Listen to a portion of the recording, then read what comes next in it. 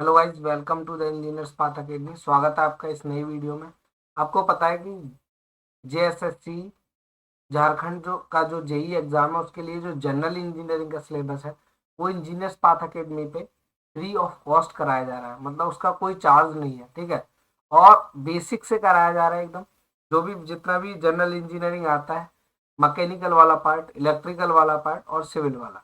अभी मैकेनिकल वाला चल रहा है, कुछ दिन में आपका इलेक्ट्रिकल और सिविल वाला भी स्टार्ट हो जाएगा। 2 to 3 डेज में आपका ये दोनों भी स्टार्ट हो जाएंगे, ठीक है। तो आपको घबराने की जरूरत नहीं है। आपको सबसे पहले क्या है, हमारे साथ कनेक्ट रहना है, मतलब जुड़ा हो रहना है। से आपके सारे कॉन्सेप्ट क्लियर हो जाएंगे, सारे क्वेश्चन बन जाएंगे, इसकी मैं गारंटी दे रहा हूँ, श्योरिटी दे रहा हूँ मैं आपको इस चीज के लिए। बट आपको क्या है, कंटिन्यूटी रखनी है हमारे साथ। और आपसे देखो, हम कोई चार्ज कर नहीं रहे हैं इसके लिए। तो आपको वीडियो को लाइक करना है, चैनल को सब्सक्राइब करना है और ज्यादा से ज्यादा शेयर करना है। जो बाकी लोग परेशान हैं, जिनको जनरल इंजीनियरिंग कहीं से भी पढ़ने के लिए नहीं मिल रहा है अच्छा कंटेंट, या मोटी मोटी फीस लेके कुछ कोचिंग करा रही हैं, या उनके चक्कर में पड़ रहे हैं लोग, तो उससे भी उनको क्या करना है, उनको आजाद कराना है। मतलब उनको यहाँ लेके आना है इंजीनियर्स पाथ अकेडमी के प्लेटफॉर्म पे। और यहाँ कोई फीस नहीं ली जाएगी आपको इस जनरल इंजीनियरिंग के कोर्स के लिए। आगे भी अगर कोई कोर्स, आगे भी कोई एग्जाम आता है, उसके लिए भी अगर इस तरह का कोई है तो उसके लिए भी आपसे कोई फीस नहीं ली जाएगी, फ्री ऑफ कॉस्ट पढ़ाया जाएगा यहाँ। बशर्ते आपको पढ़ना है। अभी तक का रेस्पॉन्स देख के लग रहा है कि हाँ, हमसे काफी लोग जुड़ना चाह रहे हैं। बट उनको इस चीज का ज्यादा डर सता रहा है कि क्या कंटेंट, मतलब ये सिलेबस पूरा का पूरा कंप्लीट होगा नहीं होगा, सिर्फ मैकेनिकल होगा या इलेक्ट्रिकल होगा। तो देखो, इस वीडियो में आपको सारा क्लियर कर दे रहा हूँ कि इसमें सारा कंप्लीट सिलेबस कराया जाएगा जनरल इंजीनियरिंग का, विद क्वेश्चन सीरीज। जो आपको क्वेश्चन है वो भी कराए जाएंगे सारे के सारे, जो अब तक एग्जाम में पूछे गए हैं या जिनके आने के चांस है। तो आपको परेशान नहीं होना है, आपको क्या करना है, सिर्फ पढ़ना है अभी, ठीक है। इस वीडियो को हम शुरू करते हैं। अभी तक हमारा क्या क्या हो गया, तो अभी तक हमने कंपोनेंट के बारे में पढ़ रहे थे, जिसमें हमारा पिस्टन हो गया था, पिस्टन रिंग हो गया था, जिसको हम गजियन पिन भी बोलते हैं, कनेक्टिंग रॉड हो गया था। और आपका क्या हो गया था, मतलब पिस्टन रिंग हो गया था, गजियन पिन हो गया था, कनेक्टिंग रॉड हो गया था, और क्या हो गया था, स्पार्क प्लग हो गया था। उसके बाद आपका क्या है, क्रैंक साफ्ट हो गया था। क्रैंक और या क्रैंक साफ्ट दोनों ही हो गए थे, ठीक है। क्रैंक माउंटेड होता है क्रैंक साफ्ट के ऊपर, तो ठीक है, इंजन साफ्ट भी बोलते हैं उसको। अब आता है हमारा फ्लाई व्हील। देखो फ्लाई क्या होता है, पहले आप इसको समझो कि फ्लाई होता क्या है। आपको देख रहा है, आप देख रहे होगे इस तरह का, ये आपको देखा होगा अपने इंजन के अंदर, इस तरह का ये दिखाई दे रहा होगा आपका ये वाला पोर्शन। ये आपका जो दिखाई दे रहा है आपको, मैं इसको रेड कलर से, ये दिख रहा है, ये क्या है, इस तरह का आपने एक व्हील देखा होगा जो इंजन में जनरली लगा रहता है। अभी ये व्हील नहीं दिखाई देता है। क्यों नहीं दिखाई देता है, उसके पीछे भी मैं रीजन बताऊंगा। अगर अभी भी ये लगता है, नहीं लगता वो भी बताऊंगा। लगता है तो कहाँ लगता है, तो इस तरह का पहले इंजन होते थे। ये देखो, ये स्टीम इंजन है। कैसा इंजन है, ये स्टीम इंजन है, स्टीम इंजन है। क्या है, ये स्टीम इंजन है। और ये स्टीम इंजन है और ये इस पे फ्लाई व्हील लगा हुआ है। अब ये फ्लाई व्हील का काम क्या है, ये फ्लाई व्हील का जो काम है वो है आपका एनर्जी स्टोर करना। ये एक मैकेनिकल डिवाइस है पहले तो, डिवाइस। इसका काम क्या है, इसका काम है एनर्जी को स्टोर करना।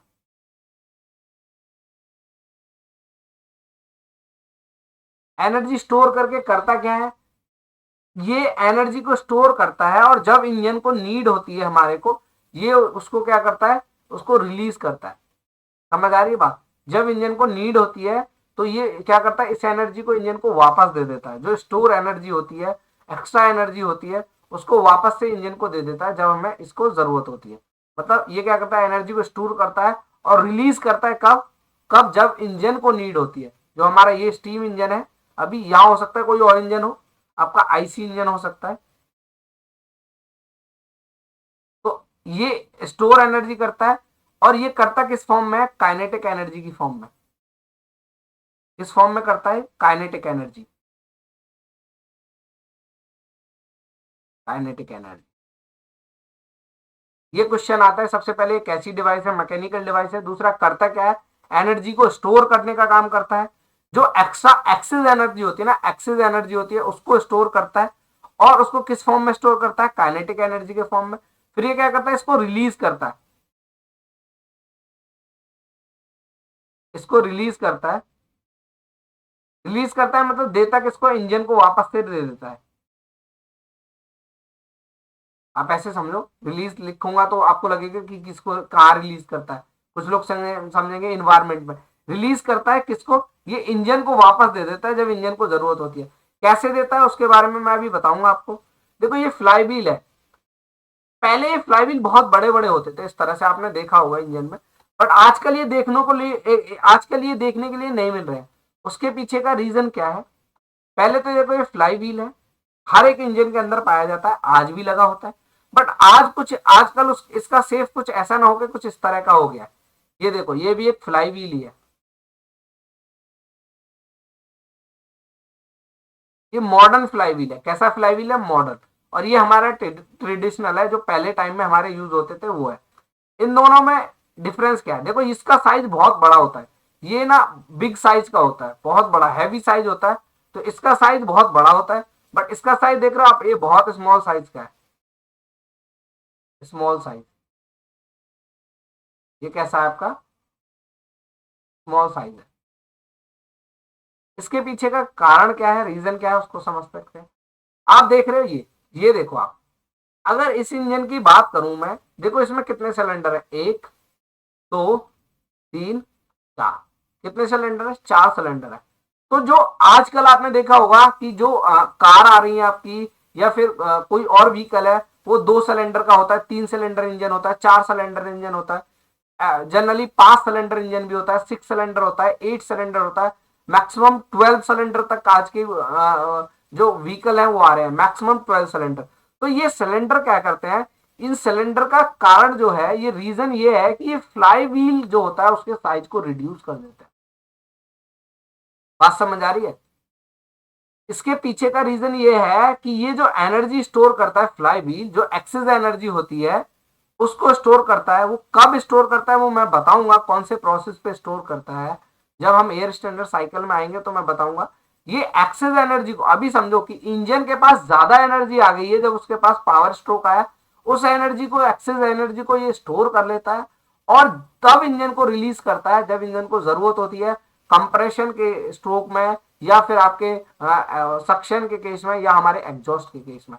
इन तीनों में इस इंजन को जरूरत होती है एनर्जी को, तब ये एनर्जी इसको फ्लाई व्हील से मिलती है। किससे मिलती है? फ्लाई व्हील से मिलती है। बट आज के टाइम में क्या आता है, नंबर ऑफ सिलेंडर ज्यादा हो जाते हैं। इन नंबर ऑफ सिलेंडर की वजह से क्या होता है, ये एक टाइम पे एक सिलेंडर चल रहा है, मान लो एक टाइम पे एक सिलेंडर मेरा वर्क कर रहा है, तो दूसरा सिलेंडर क्या हो रहा होगा, ये सिलेंडर अगर मेरा वर्क कर रहा है, तो जो इसका अगर ये पावर दे रहा है मेरे को, ये पावर दे रहा है, तो बाकी के इसमें जो स्ट्रोक हो रहे होंगे, तो इसकी पावर इसको ट्रांसफर हो रही होगी।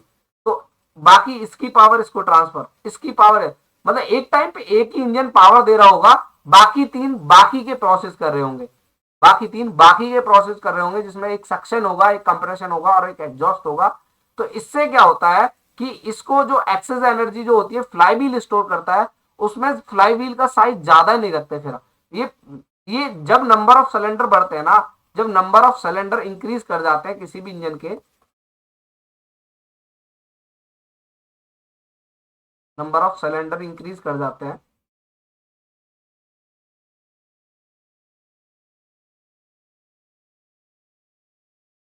इंक्रीजेस, तो इसका क्या होता है, fly wheel size reduce, fly wheel size reduce.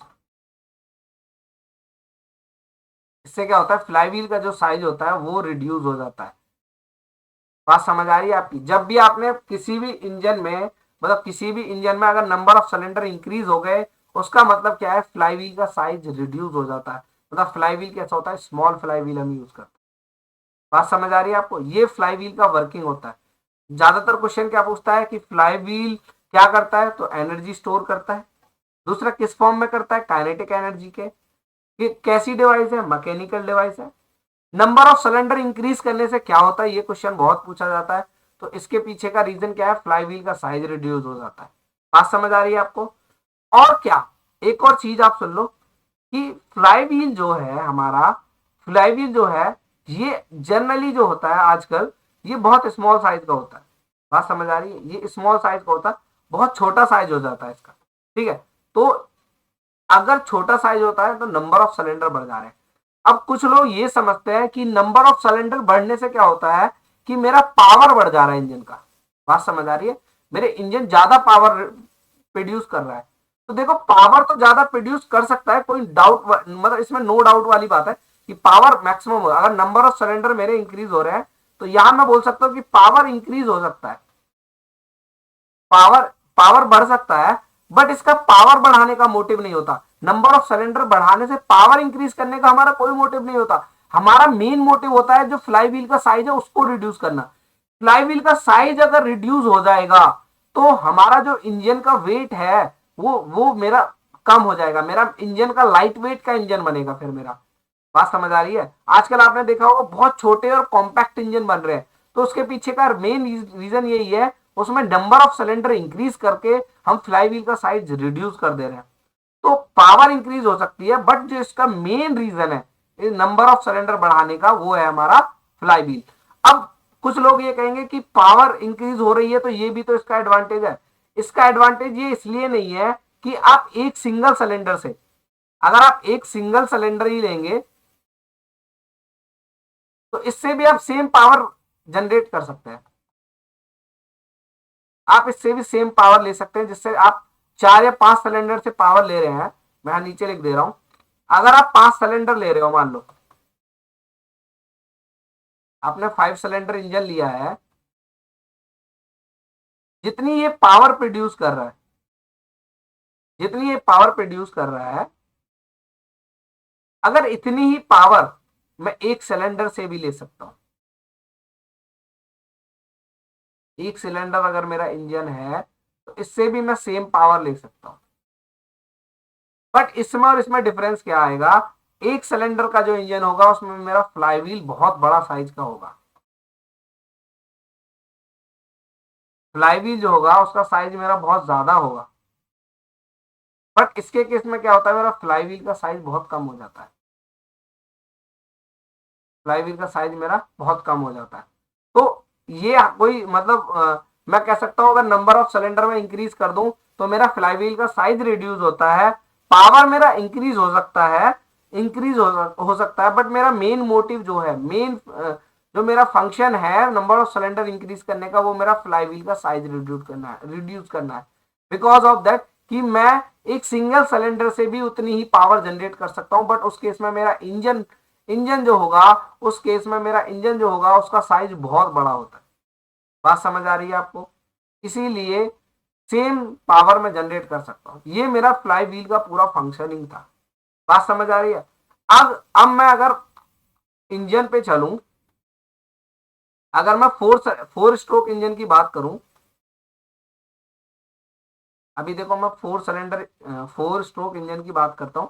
Generally हमारे उसमें सिलेबस में 2 stroke and 4 stroke he engine है, पर जो क्वेश्चन ज्यादा आते हैं वो मेरे आजकल 4 स्ट्रोक से ही आते हैं, क्योंकि मेरा जो 2 स्ट्रोक इंजन है वो बहुत ही कम है मार्केट में। मतलब आजकल बंद ही हो गए, मैं ये कह सकता हूँ 4 स्ट्रोक ही चलता है। तो ये मेरा है 4 स्ट्रोक इंजन। तो मैं थोड़ी इसकी फंक्शनिंग और वर्किंग पढ़ लेता हूँ। मैं 4 स्ट्रोक इंजन की क्या पढ़ाता हूँ आपको, वर्किंग। यहाँ से क्वेश्चन पूछा जाता है। अब वर्किंग में क्या है, तो देखो ये मैंने फंक्शन थे सारे के सारे। ये मेरा इनलेट वॉल्व है। तो अगर मैं बात करूं इसमें कितने स्ट्रोक होते हैं, 4 स्ट्रोक होते हैं। साफ साफ लिखा है कितने स्ट्रोक होते हैं, 4। मैं नाम लिख देता हूं, पहला होता है आपका सक्शन, क्या होता है सक्शन। दूसरा होता है मेरा कंप्रेशन।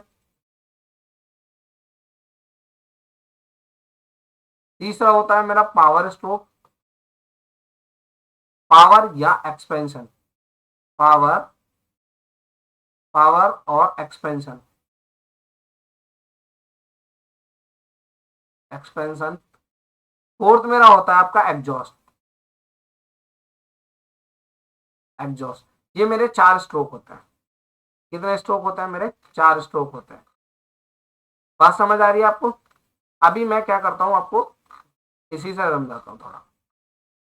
ये देखो, ये मेरा है टीडीसी और यहाँ है मेरा ये बीडी। मैंने आपको बताया था जो मेरा टीडीसी होता है ये टॉप डेड सेंटर होता है और मेरा बीडीसी होता है ये मेरा बॉटम डेड सेंटर होता है। इससे ऊपर वाला जो पोर्शन होता है ये टीडीसी से ऊपर वाला, ये मेरा होता है सारा का सारा क्लियरेंस वॉल्यूम। और ये क्लियरेंस वॉल्यूम मैं इसलिए रखता हूँ कि मेरा जो पिस्टन है वो सिलेंडर हेड से ना टकराए और टीयर एंड वियर ना हो, ना ही मेरा सिलेंडर खराब हो, ना ही मेरा पिस्टन खराब हो। ये होता है मेरा क्लियरेंस वॉल्यूम। ये जो मेरा वॉल्यूम होता है ये मेरा स्वेप्ट वॉल्यूम होता है पूरा का पूरा। ये जो वॉल्यूम होता है मेरा, ये ये सब का सब क्या होता है टीडीसी टू बीडीसी, ये जो मेरा वॉल्यूम होता है ये होता है मेरा स्वेप्ट वॉल्यूम। स्वेप्ट वॉल्यूम ये मैं आपको पहले वाले जो लेक्चर था उसमें बता चुका हूँ ये। अब देखो है क्या, तो समझो। अब इसमें होता क्या है, पहला होता है मेरा सक्शन। क्या होता है सक्शन। अब सक्शन में क्या होता है मेरा ए एफ एम। क्या ए एफ एम, इसको बोलते हैं air air fuel mixture. Fuel मेरा डीजल हो सकता है, मेरा पेट्रोल हो सकता है, मेरा गैसोलीन हो सकता है, ठीक है, मेरा कैरोसिन हो सकता है, कुछ भी हो सकता है। तो पहला क्या है मेरा एयर फ्यूल मिक्सचर। ठीक है, मेरा क्या है एयर फ्यूल मिक्सचर। ठीक है, सीएनजी हो सकता है, एलपीजी हो सकता है, फ्यूल मेरा कुछ भी हो सकता है। ये मेरा एयर फ्यूल मिक्सचर। अब मेरा पिस्टन जो है वो टीडीसी पे है। किस पे है, टीडीसी पे। मेरा पिस्टन है यहाँ टीडीसी पे।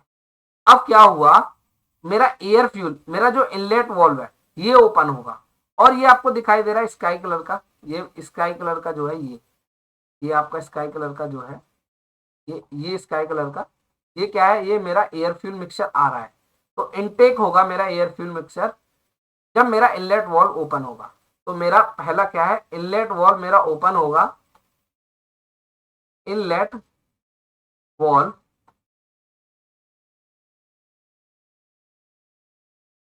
Valve open. जैसे ही मेरा इनलेट वॉल्व ओपन होगा मेरा air A F M air fuel mixture मेरा सिलेंडर के अंदर आएगा और मेरा पिस्टन कहाँ है टीडीसी पे। और ये पिस्टन मेरा मूव करेगा टीडीसी टू बीडीसी, मूव करने लग जाएगा टीडीसी टू बीडीसी। कहाँ मूव करेगा मेरा टीडीसी टू बीडीसी। मैं एक और डायग्राम ले लेता हूँ देखो आपको ऊपर से अच्छे से एक्सप्लेन करने के लिए। ये वाला डायग्राम,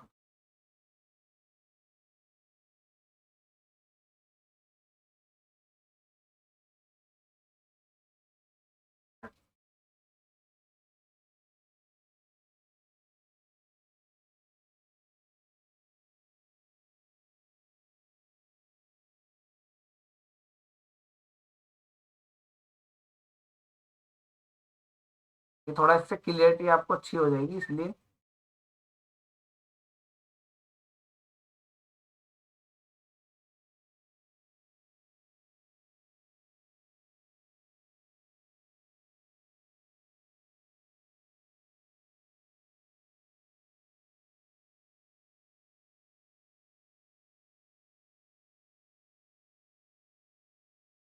तो थोड़ी क्लियरिटी आ जाएगी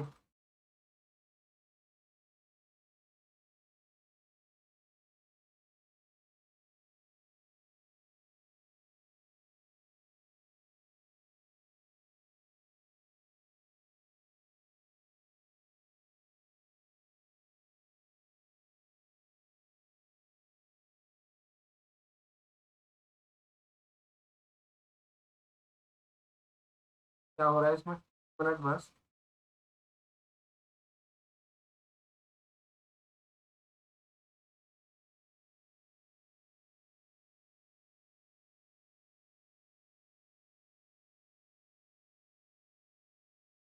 ये देखो ये डायग्राम, ये डायग्राम देखो। अभी क्या है ये डायग्राम, सॉरी थोड़ा अब ये देखो। अब मेरा क्या है पिस्टन यहाँ है, ये मेरा ये डायग्राम देखो, ये बोर है, ये क्लियरेंस वॉल्यूम है, ये मेरा टीडीसी है यहाँ है, ये टीडीसी है ये वाला। अब मान लो मेरा पिस्टन यहाँ है, जैसे ही मेरा एयर फ्यूल मिक्सचर आएगा, एयर फ्यूल मिक्सचर मेरा इनलेट करेगा इसके अंदर, तो मेरा पिस्टन मूव करेगा यहाँ, यहाँ देखो यहाँ टीडीसी टू बीडीसी मेरा पिस्टन मूव करेगा। मेरा पिस्टन क्या करेगा, यहाँ टीडीसी टू बीडीसी मेरा पिस्टन मूव करेगा। टीडीसी टू बीडीसी मेरा पिस्टन क्या करेगा, मूव करेगा और मेरा बीडीसी पे आएगा और ये मेरा एयर फ्यूल मिक्सचर आता रहेगा। कब तक आएगा, जब तक मेरा पिस्टन टीडीसी टू बीडीसी नहीं पहुंच जाए। जब तक मेरा पिस्टन यहां से यहां तक नहीं पहुंच जाएगा तब तक मेरा इसमें फ्यूल आता रहेगा ऐसे करके इनलेट वॉल के थ्रू।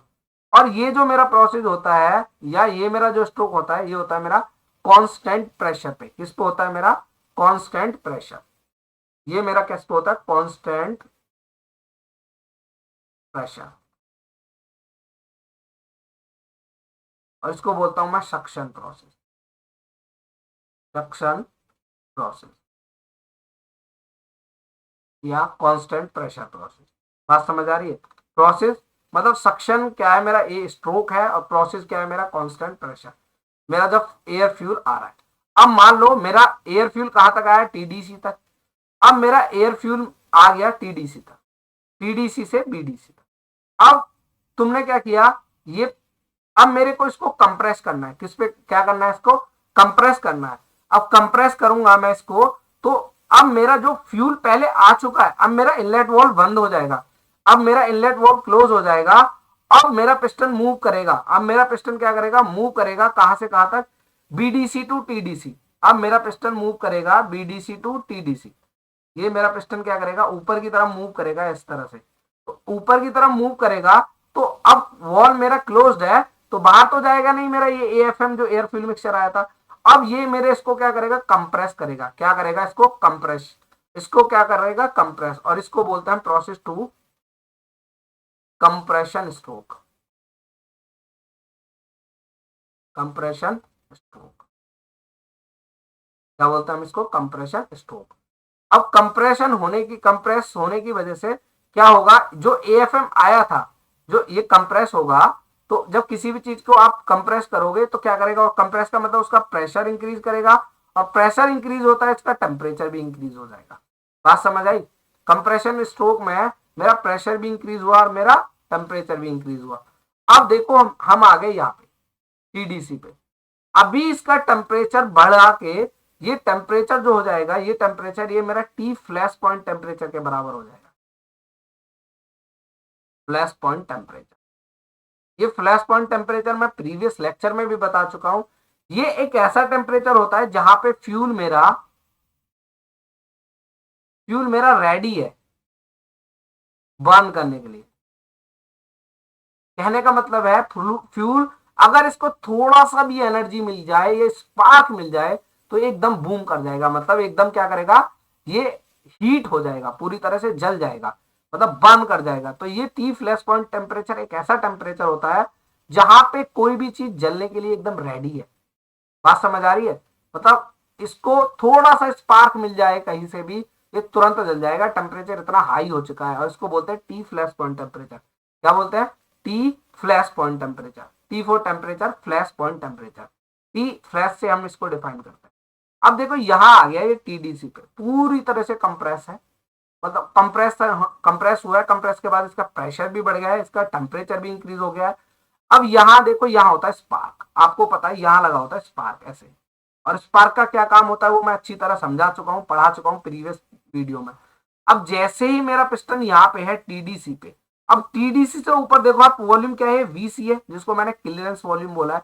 यहां पे आते ही एकदम जैसे ही टीडीसी पे आएगा, एकदम स्पार्क क्या करेगा, अपना काम स्टार्ट कर देगा और एकदम स्पार्क लगेगा। इसमें क्या लगेगा, स्पार्क। अब स्पार्क प्लग जो होता है वो मेरा क्या करेगा, स्पार्क जनरेट करेगा इस तरह से। अब भैया इसको चाहिए थोड़ी सी चिंगारी, थोड़ा सा स्पार्क, क्योंकि ऑलरेडी इसका टेम्परेचर मैंने बताया कितना हो चुका है, टी फ्लैश पॉइंट के बराबर। अब फ्लैश पॉइंट टेम्परेचर हो चुका है इसका। अब जैसे ही ये वॉल्यूम दिख रहा है आपको, ये वाला वॉल्यूम, ये मेरा टीडीसी है ना, ये वाला ये मेरा टीडीसी है ना, ये सब। तो इससे ऊपर वाला मेरा क्या है, क्लियरेंस वॉल्यूम। ये क्लियरेंस वॉल्यूम कैसा है, कांस्टेंट है ना, ये वॉल्यूम पूरा कांस्टेंट है, ये बढ़ तो नहीं रहा है क्लियरेंस वॉल्यूम। अभी टीडीसी, अगर आप टीडीसी पे हो तो इससे ऊपर का वॉल्यूम कांस्टेंट है कि नहीं है, तो एकदम मेरा क्या होगा, स्पार्क लगेगा। और हीट एडिशन बोलते हैं इस प्रोसेस को, इसको क्या बोलते हैं हम, हीट एडिशन प्रोसेस। क्या बोलते हैं, हीट एडिशन प्रोसेस। तो हीट ऐड होगी, तीसरा प्रोसेस क्या होता है मेरा, heat addition.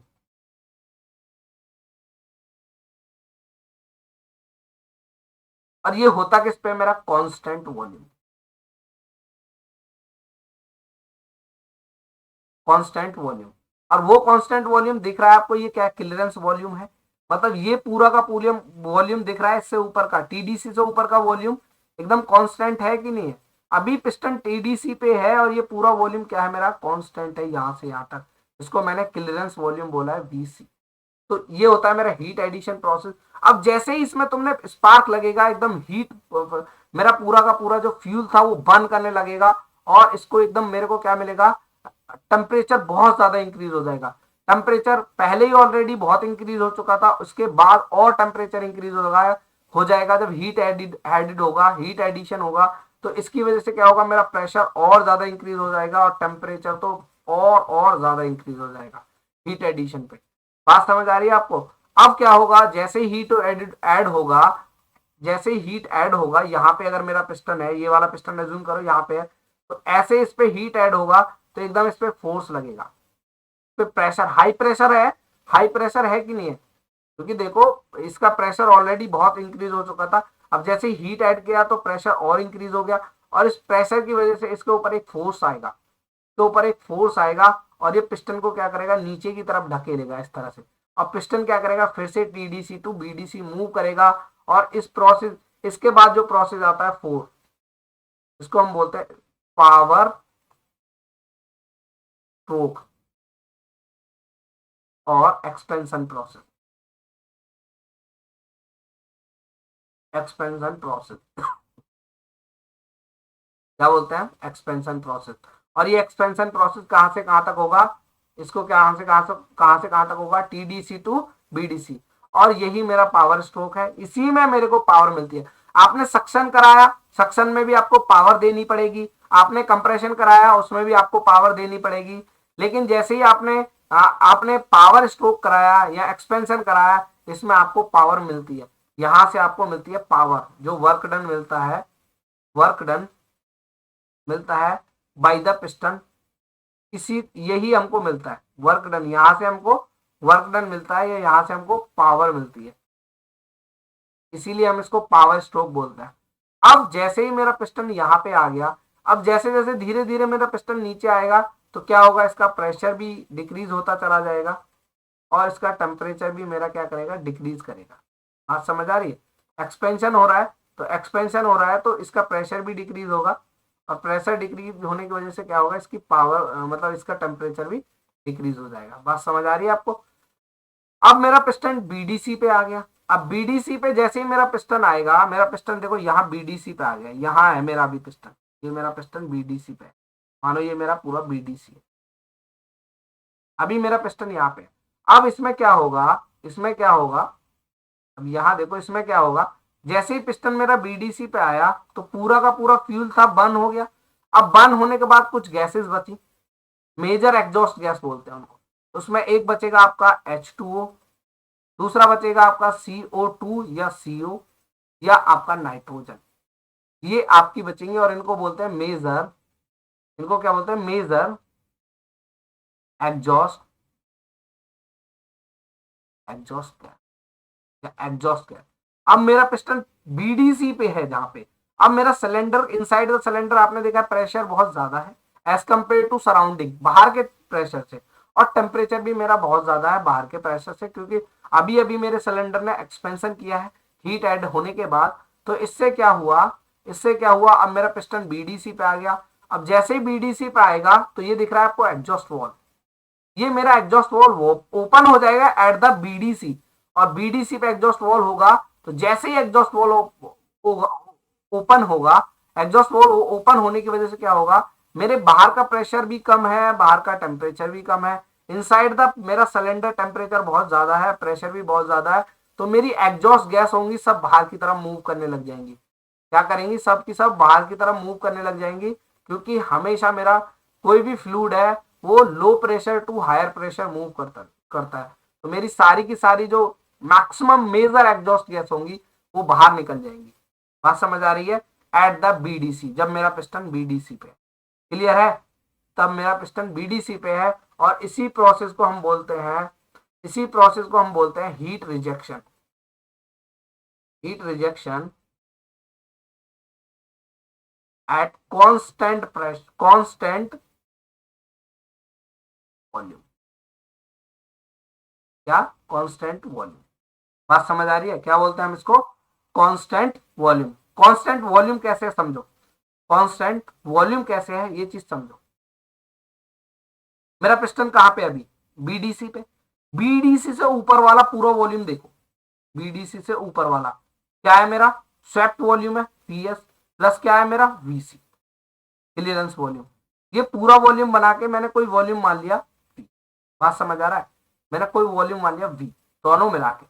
BDC to TDC जो वॉल्यूम है वो मेरा स्वेप्ट वॉल्यूम है, उससे ऊपर का क्लियरेंस वॉल्यूम है, ये V वॉल्यूम है। ये पूरा का पूरा कांस्टेंट है कि नहीं है आप बताओ? मतलब वेरी वेरी कब करता है? वेरी कब होगा? जब मेरा पिस्टन बीडीसी से ऊपर जाएगा तो मेरा वॉल्यूम कम होता चला जाएगा कि नहीं कम होगा? मेरा कम होता चला जाएगा वॉल्यूम, तो ये वेरिएशन है। बट मेरा अभी बीडीसी पे ही है, और बीडीसी पे ऊपर वाला सारा का सारा वॉल्यूम क्या है मेरा? कांस्टेंट है। सारा का सारा वॉल्यूम क्या है? कांस्टेंट है। बात समझ आ रही है? तो ये मेरा प्रोसेस होता है heat rejection and constant volume. और इस पे मेरा क्या होता है, सारी की सारी जो मेजर एग्जॉस्ट गैसेज होती हैं, एग्जॉस्ट गैस होती हैं, वो क्या करती है, सारी की सारी बाहर निकल जाती है। ठीक है, आउटसाइड द सिलेंडर चली जाती है। ठीक है, अब एक बात बताओ, इतना हो गया मेरा प्रोसेस। अब एक बात बताओ, ये मेरा अभी ये मेरा क्या था? ये अभी मेरा क्या था? बीडीसी पे था। अब मेरे पिस्टन को फिर से टीडीसी पे आना है, क्योंकि अगला साइकिल कंप्लीट करना है। तो इसमें कुछ माइनर गैसेज हो रह गई हैं, तो अब मेरा पिस्टन क्या करेगा? मूव करता हुआ जाएगा बीडीसी टू टीडीसी। और इस लास्ट वाले प्रोसेस को बोलते हैं, जब मेरा पिस्टन मूव करेगा ऊपर की तरफ, क्योंकि उसको टीडीसी पे आना है, फिर से स्टार्ट करना है साइकिल, साइकिल को फिर से स्टार्ट करना है।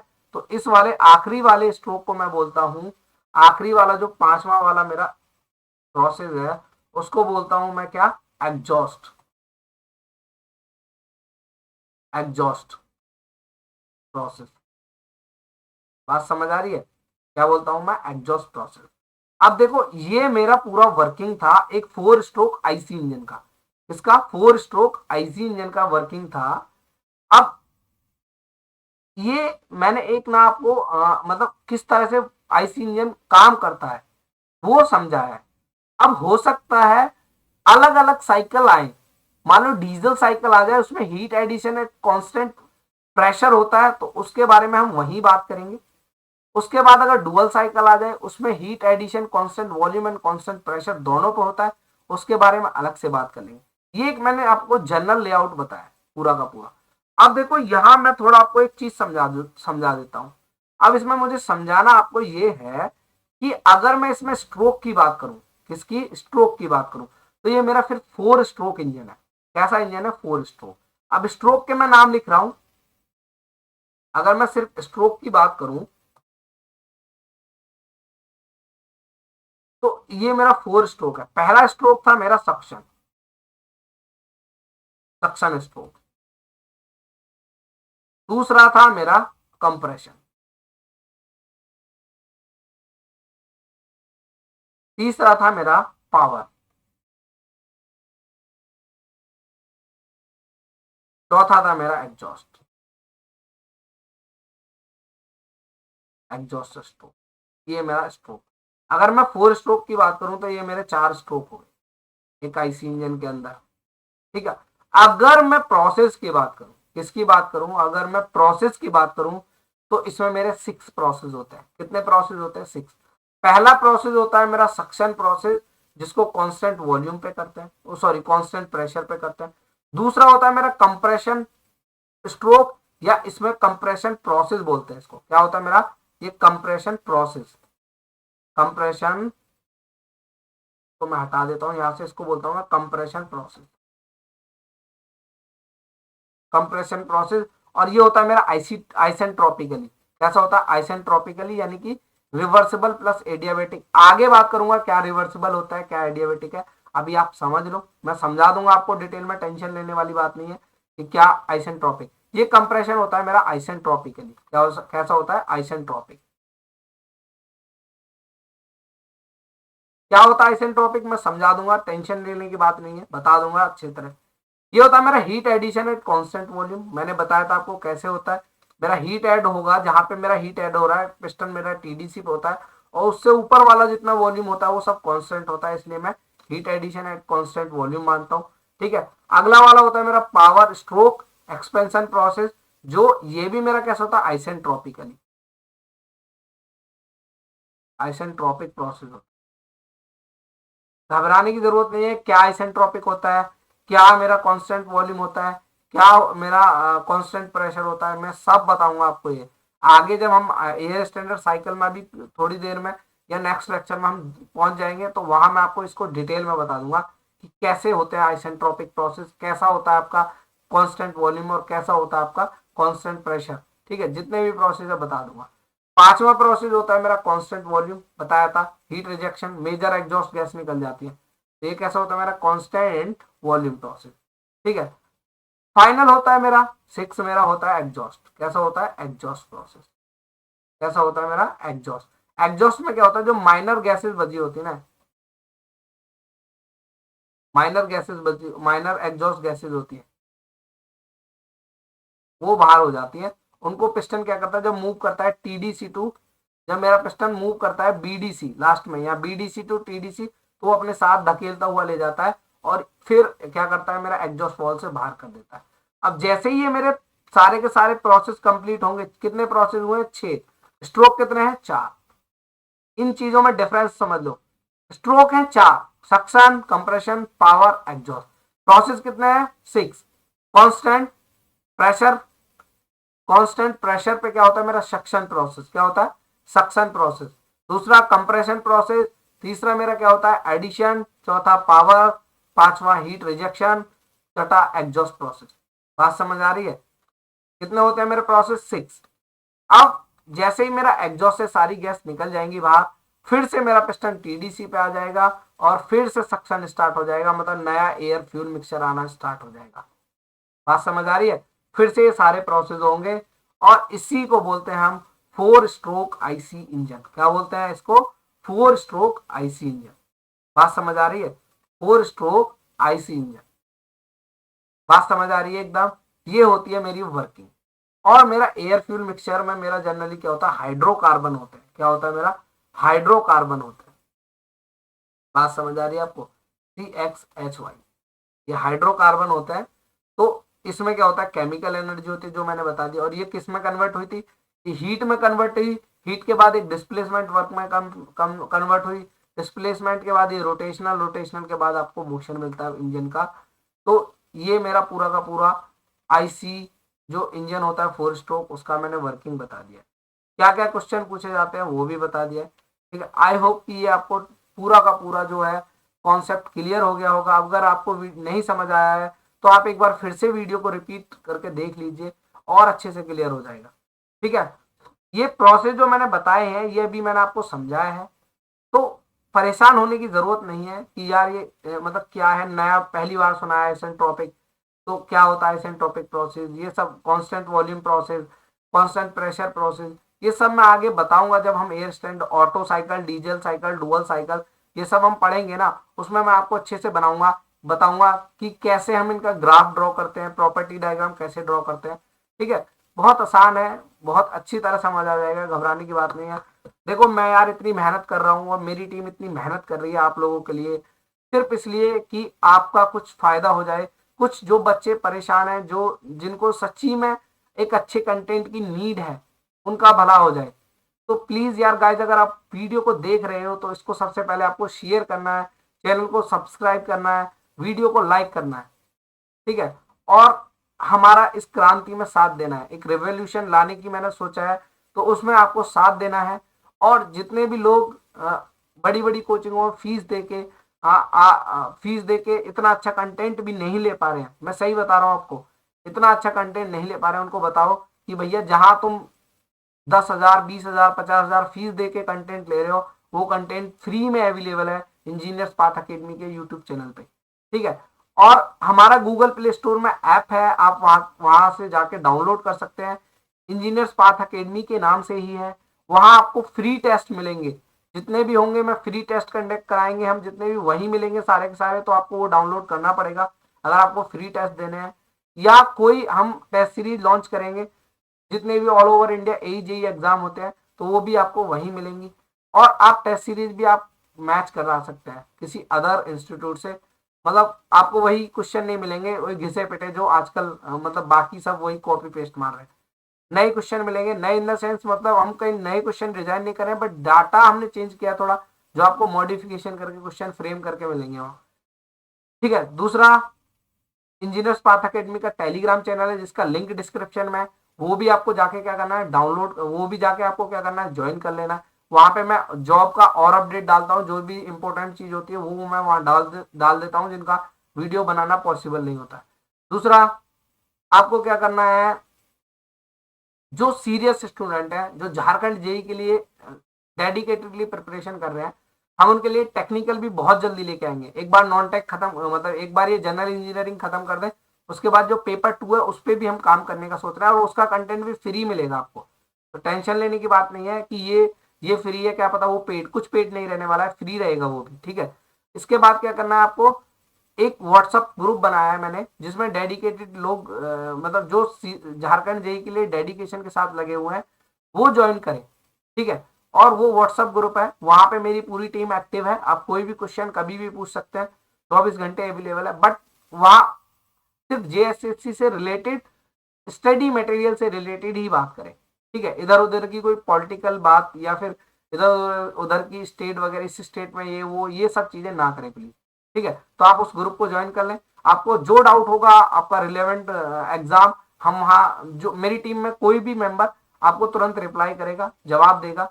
और अगर आप फिर भी वहां आपको जवाब नहीं मिल पा रहा अच्छे से, तो आप किसी भी फैकल्टी को या किसी भी एडमिन को पर्सनली मैसेज कर सकते हो।